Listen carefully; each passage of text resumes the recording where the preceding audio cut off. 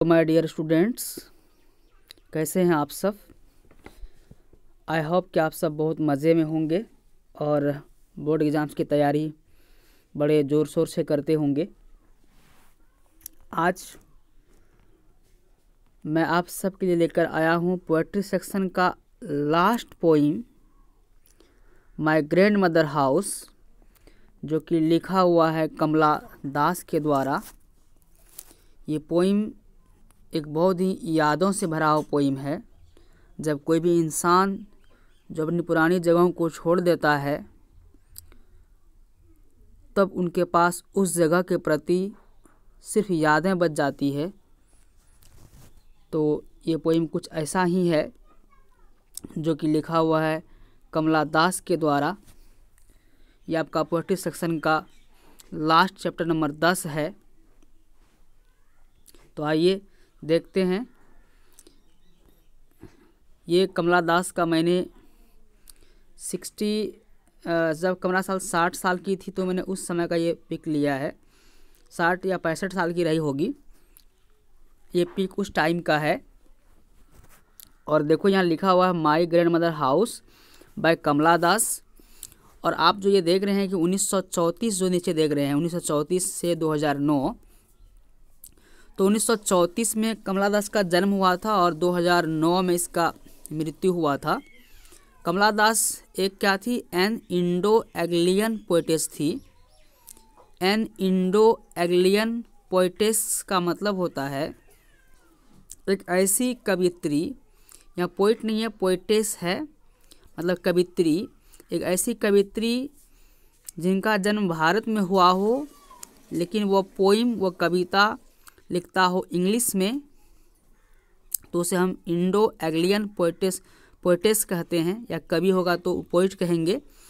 तो Indo Anglian poetess का मतलब हुआ कि ऐसी कवित्री जिनका जन्म भारत में हुआ हो और कविता लिखता हो इंग्लिश में। ओके, तो कमला दास वाज एन, हम बोल सकते हैं Kamala Das was an Indo Anglian poetess, है ना। Kamala Das was an Indo Anglian poetess. Okay, चलो आगे बढ़ते हैं। अबाउट ऑथर, ऑथर में होता है लेखक, ये लेखिका, ये वर्ड सबके लिए प्रयोग होता है ऑथर। तो कमला दास के बारे में हम कुछ जानते हैं। जैसा कि मैंने यहाँ पे लिखा है, Kamala Das was an Indian English poetess. Kamala Das एक भारतीय अंग्रेजी कवित्री थी। इंडियन इंग्लिश पोइटेस थी, माने भारतीय अंग्रेजी कवि थी, माने भारत की रहने वाली थी, इंडियन थी, और इंग्लिश भाषा में ये, इंग्लिश लैंग्वेज में ये पोइम को लिखती थी। बात करें कमला दास के जन्म का, तो she was born 31 March 1934 in Kerala. She has a respectable place in both in English and Malayalam. गौर से देखो, She was born 31 मार्च 1934, उनका जन्म 31 मार्च 1934 को हुआ था इन केरला, केरला में। She has a respectable place in both in English and Malayalam। और ये जो है बहुत ही सम्मानित मतलब थी। दो भाषा में इनकी कविताएं पब्लिश्ड होती थी, एक इंग्लिश में और एक मलयालम में। ये दो जगहों में, ये जो है दो भाषाओं में ये जो है काफ़ी रिस्पेक्टेबल थी, सम्मानित थी, आदरणीय थी। अर्थात कमला दास दो भाषाओं में पोइम को लिखती थी, इंग्लिश भाषा में और मलयालम भाषा में। लेकिन रियल अगर बात करें तो कमला दास एक इंग्लिश पोइटेस थी जो इंडिया की रहने वाली थी। इसका जन्म केरल में हुआ है। और केरल के अगर पूछेगा कौन सा प्लेस में हुआ है, तो केरल में एक जगह है मालावार।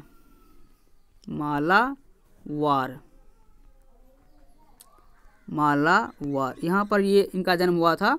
इसी वजह से ये इनका क्षेत्रीय भाषा मलयालम था और ये पोइम को इंग्लिश में और मलयालम में लिखती थी। ओके, अगर बात करें इसके बारे में और कुछ नॉलेज का, तो हर important volumes of words in English include summer in Kolkata 1963। Her important volumes of words in English include summer in Kolkata 1963। इनकी जो कुछ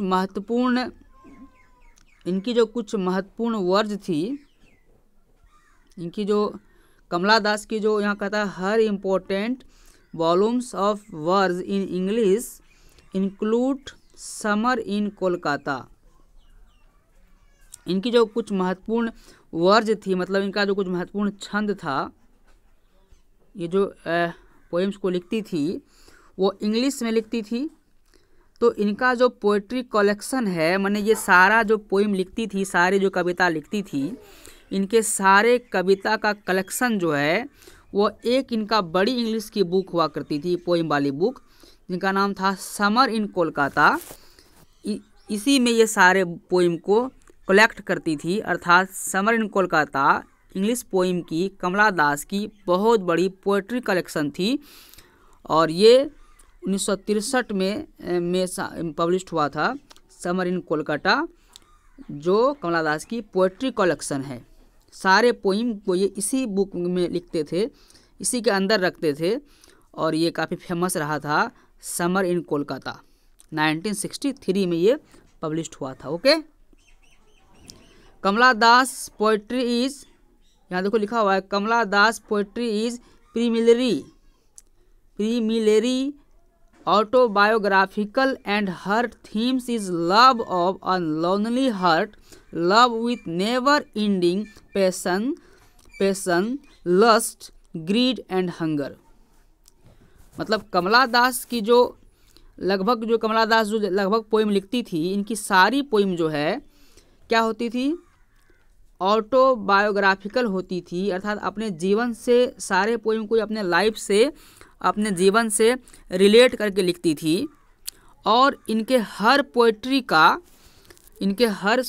सभी पोएट्री का जो थीम होता था, जो केंद्र बिंदु होता था, जो इसके पोएट्री का विषय वस्तु जो थीम होता था, वो love of a lonely heart is love of a lonely heart, love with never ending passion, lust, greed and hunger.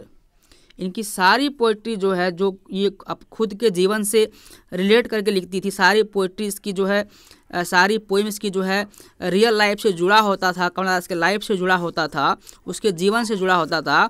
और इसकी सभी पोएम में, इनकी जितनी पोएम थी, सारे पोएम का जो थीम था वो लव से, love of a lonely heart, मतलब एक ऐसा प्यार जो अकेला हो, जिसे किसी का साथ ना मिला हो, लव विथ नेवर एंडिंग, एक ऐसा प्यार जो कभी ना समाप्त होने वाला हो, है ना। वह प्यार क्या हो, पैसन वाला प्यार हो, मतलब जुनून वाला प्यार हो।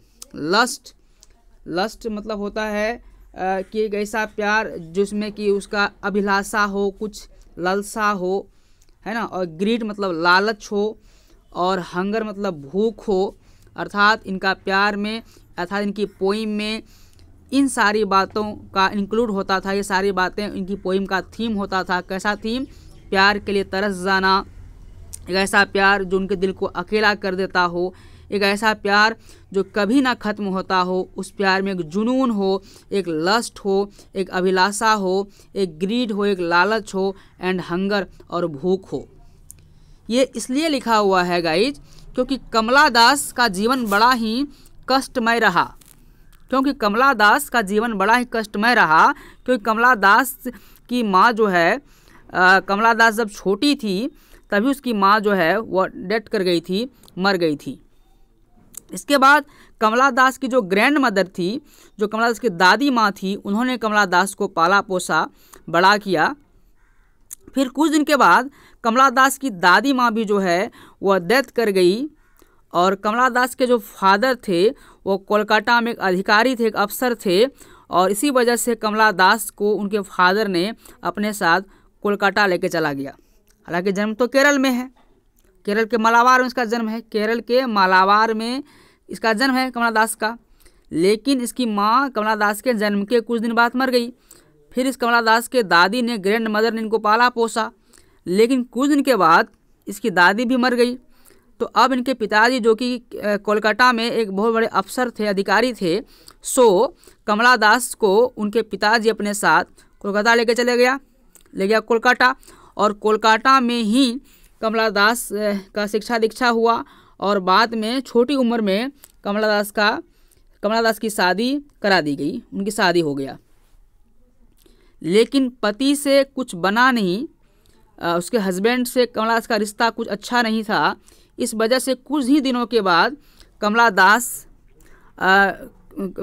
ने अपने पति का साथ छोड़ दिया और अकेली रहना शुरू कर दिया। और जब कमला दास बिल्कुल लोनली हो गई मतलब अकेली हो गई, तब उनके जीवन में प्यार नहीं मिल पाया। वो लव के लिए तरस गई, जो जुनून उनके पास था वो ख़त्म हो गया। उसकी लस्ट, जो अभिलाषा थी, ख़त्म हो गई। उसकी लालच जो थी कि पति से प्यार किया जाए, वो ख़त्म हो गया। एंड हंगर, उनके पास प्यार की भूख रह गई। इसलिए लाइन लिखा हुआ है गाइज, क्या लिखा हुआ है कि her theme is love of a lonely heart, love with never ending passion, lust, greed and hunger. यह आपको, उम्मीद करता हूँ ये आपको लाइन समझ में आ गया होगा।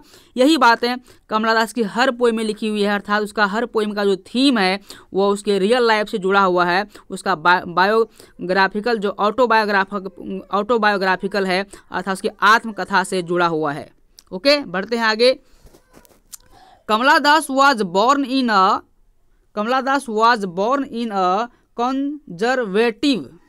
Conservative Hindu family having royal ancestry. Kamala Das का जन्म जो है एक सम्मानित हिंदू परिवार में हुआ था, जो क्या था, हैविंग रॉयल एंसेस्ट्री। उनके जो पूर्वज लोग थे बहुत जमींदार लोग थे, पैसे वाले लोग थे। एक राजशाही खानदान में, एक जमींदार खानदान में कमला दास का जन्म हुआ था। आप मैं फिर से पढ़ दूं, Kamala Das was born in a conservative Hindu family having royal ancestry. Kamala Das का जन्म एक शान शौकत वाला, एक बड़ा जमींदार, एक बहुत ही बड़ा परिवार में, हिंदू परिवार में, हिंदू फैमिली में इनका जन्म हुआ था। सी embarrassed Islam on December 11, 1999 at the age of 65 and assumed the name कमला सुरैया। मतलब कमला दास ने क्या किया, कमला दास ने क्या किया, 11 दिसंबर 1999 को वे जो है क्या कर दिया, इन्वेस्ट कर दिया, मतलब मान लिया, अपना लिया इस्लाम धर्म को, मुस्लिम धर्म को अपना लिया। 60 ईयर, जब वो 65 साल की थी, 65 ईयर जो उसका एज था जिस समय, तो 65 साल की उम्र में इन्होंने अपने धर्म को बदल लिया। हिंदू धर्म को छोड़ के ये इस्लाम धर्म को अपना लिया। कब अपनाया? 11 दिसंबर 1999, 11 दिसंबर 1999 को कमला दास ने 65 साल की उम्र में इस्लाम धर्म को अपना लिया। इसी वजह से अब कमला दास का अब जो है कमला दास का नाम कमला दास नहीं रहा कि दास बल्कि हट गया। अब कमला तो रहा, देखो कमला तो रहा, लेकिन दास के जगह हो गया कमला सुरैया, यानी कि अब इसका नाम कमला सुरैया हो गया क्योंकि इन्होंने इस्लाम धर्म को अपना लिया। ओके, बात करते हैं अगर हम कमला दास के कुछ इम्पोर्टेंट वर्क्स की, इनकी रचना की, तो हर important volumes of words in English, इन्होंने बहुत सारे इंग्लिश में रचना किया है। जैसे पहला आप देख लो, यहाँ पर लिखा हुआ है, पहले देख लो इसको कि हर important volumes of words in English, इन्होंने बहुत सारे इंग्लिश में अपने छंद लिखे हैं, वर्ड्स लिखे हैं, वॉल्यूम्स लिखे हैं जो उनको रिलेट है उनके ऑटोबायोग्राफी से, उनके आत्मकथा से। और इन्होंने इनकी जो पहली पोएट्री कलेक्शन थी, पहला वह समर इन कोलकाता था जो पब्लिश्ड हुआ था 1963 में। उसके बाद फिर इनका दूसरा जो पोएट्री कलेक्शन इनका था वो था साइरेंस, और ये साइरेंस जो है इसका पब्लिकेशन हुआ था 1964 में। ये इनके 2 हो गए। तीसरा जो इनका था, यहाँ आप देख रहे हैं नीचे, आप आराम से देख सकते हैं, तीसरा इनका जो पोएट्री कलेक्शन था इनका जो था है ना, डेस्सीडेंट था, द डेस्सीडेंट, और इसका पब्लिश हुआ था 1967 में। फिर इनका और था, जैसे ये देखो यहाँ पे, the old play house and other poems, the old play house and other poems, ये 1973 में हुआ था इसका पब्लिकेशन। फिर इनका हुआ था, ये देखो नीचे लिखा हुआ है the Anamalai poems, the Anamalai poem 1985 में ये पब्लिश हुआ था। और फिर only saint knows how to sing, only saint knows how to sing, ये पब्लिश हुआ था 1996 में। और फिर लास्ट इसका पब्लिकेशन है ये yes Allah,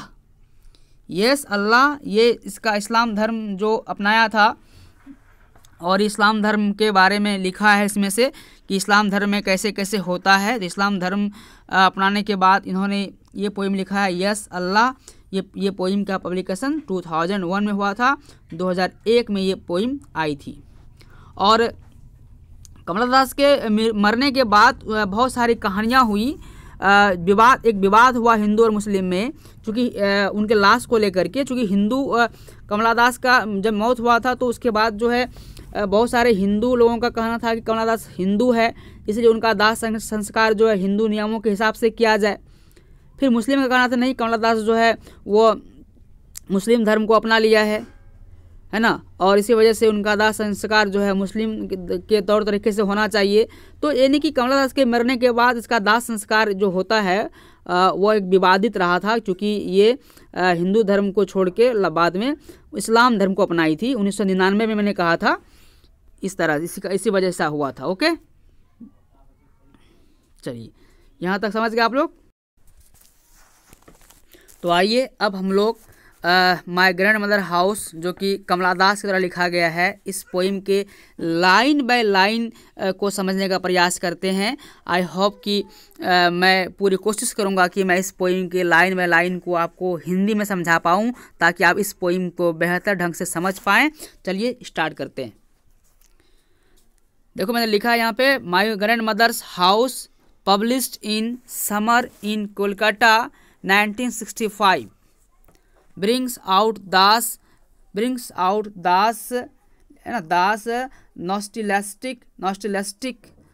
nostalgic feeling for the family homes in Malabar। Guys ये लाइन समझने का प्रयास करेंगे आप सभी। यहाँ लिखा हुआ है क्या लिखा हुआ यहाँ पर, यहाँ लिखा हुआ है कि my grand mother's house published in summer in Kolkata 1965 brings out Das nostalgic feelings for the family homes in Malabar। मतलब ये कि माई ग्रैंड मदर हाउस जो पोइम है, ये जो पब्लिश्ड हुआ था, ये 1965 में पब्लिश हुआ था। ये एक मतलब कि जो कमला दास की जो पोएट्री कलेक्शन थी समर इन कोलकाता, इस पोएट्री कलेक्शन से ये poem my grand mother house publish हुई है। कब पब्लिश हुई है? तो 1965 में ये पोइम पब्लिश्ड हुई है। और यह पोइम में क्या है? निराशा है, उदासीनता है, निराशा और उदासीनता की भावना है, फीलिंग है। चलिए और आगे बढ़ते हैं।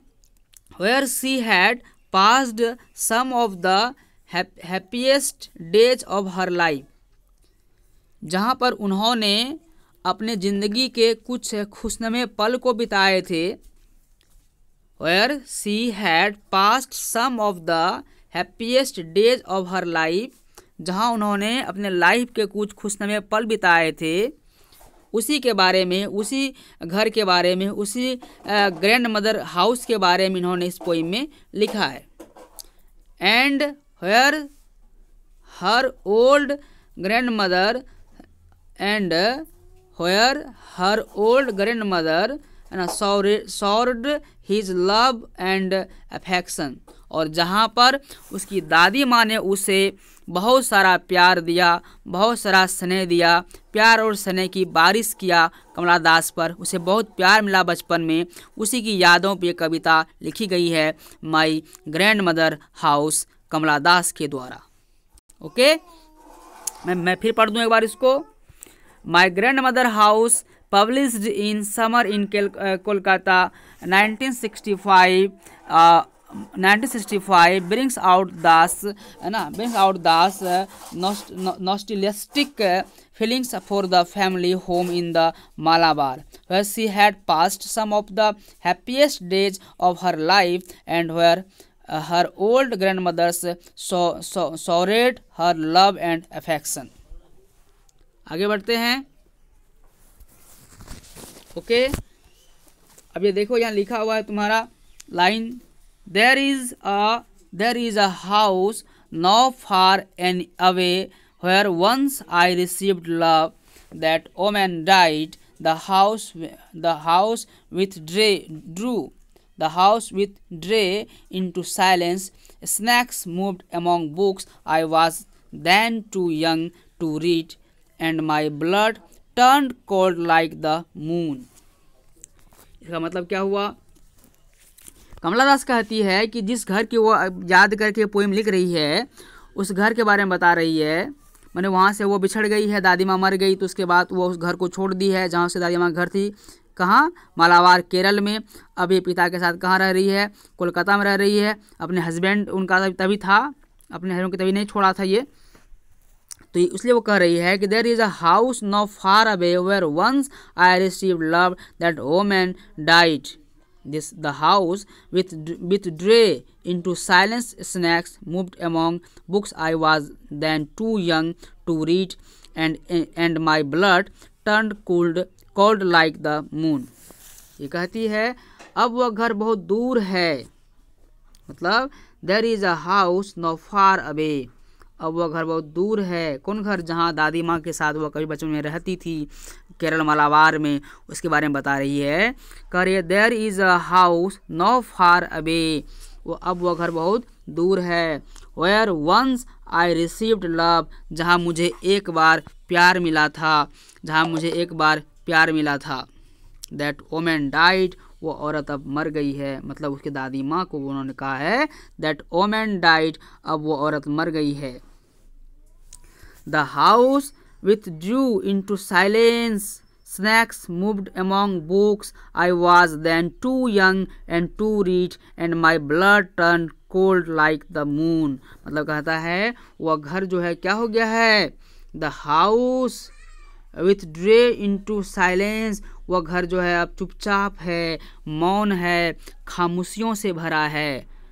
Snakes moved among the books, सांप जो है किताबों के बीच में रेंगते हैं।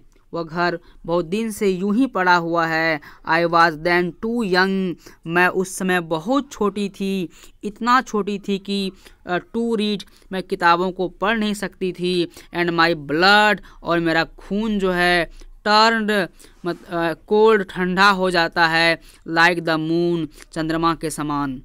जब मैं उस घर के बारे में सोचता हूँ, जब मैं उस घर के बारे में देखता हूँ, तो हमारा जो खून है वो ठंड पड़ जाता है चांद की तरह। मैंने उससे अपनी पास्ट लाइफ, जो बीती हुई ज़िंदगी है, उसकी याद आती है। ओके, आगे बढ़ते हैं। How often I think of going there to peer through the blind eyes of windows, or just listen to frozen air, or in wild despair pick an armful of darkness to bring it here to lie behind my bedroom's door like a brooding dog. मतलब कई बार मैं सोचती हूँ वहाँ जाने के बारे में, और जो कई सालों से जो खिड़की बंद है, उस अंधेरे से कमरे में जाके मैं झांक सकूं, और जो जमी हुई हवा है जिसमें यादें हैं बचपन की उसे सुन सकूं और जो भारी निराशा में बाँह भर के उस अंधेरे को कम से कम पिक कर सकूं, उठा सकूं, इसे यहाँ ला कर रख सकूं, यहाँ लेटा सकूं और अपने कमरे के दरवाजे के पीछे उसे रखूं ताकि मैं उस यादों को जिंदा रख सकूं। ये बातें कमला दास बोल रही है। क्या बोल रही है? How often I think of going there, how often I think of going there, कई बार मैं सोचती हूँ वहाँ जाने के बारे में। To peer through the blind eye of windows, क्या जो कई सालों से खिड़की बंद पड़ी है, जो कई सालों से खिड़की बंद पड़ी है। Just listen to frozen air, और उस अंधेरे में कमरे में जाके झांकूं जो जमी हुई हवा है जिसमें हमारी यादें हैं। और इन वाइल्ड डिसअपेयर, और जो हमारी बचपन की उसमें यादें हैं और जो हम निराश हो गए हैं उस घर को याद करके। Pig and arm full of, उसे मैं बाहों में भर के, उस अंधेरे को, उस निराशा को बाहों में भर के। Darkness to bring it here to lie, अपने घर के पास यहाँ कोलकाता ले आऊँ और इसे यहाँ पे लेटा दूँ। बिहाइंड माई बेडरूम्स डोर, अपने घर के पीछे। लाइक अ ब्रोडिंग डॉग, जैसे कुत्ता किसी घर का रखवाली करता है उस तरह से, ताकि मैं हमेशा अपनी घर की याद को ताज़ा रख सकूं, उसे देख सकूं। ये कमला दास की यादें हैं और इसकी कल्पना है, वो ऐसे कल्पना करती है। ओके, लास्ट इसका है यू कांट बिलीव डार्लिंग। कमला दास ये लाइन अपने हस्बैंड, अपने पति को कहता है। You can't believe darling, can you that I lived such a home and was proud and loved, I who have lost my way and beg no at stranger's door to receive love and least in small change। मतलब वो अपने पति से कहती है तुम विश्वास नहीं कर सकते हो। वो अपने पति से कहती है कि मैं रहती थी ऐसे घर में जिस पर मुझे गर्व था, मुझे प्यार था, मुझे उस घर से जो अपना रास्ता खो चुकी हूँ और अजनबियों के दरवाजे पर भीख मांग रहा हूँ प्यार पाने के लिए। इस तरह थोड़ा सा बदलाव मेरे ज़िंदगी को बदल दिया है ना। कितनी खुशनुमा ज़िंदगी हमारी थी, हम कितने प्यार से वहाँ रहते थे, लेकिन हमारे घर अब घर नहीं रहे, हम अपने घर से अलग हो गए हैं।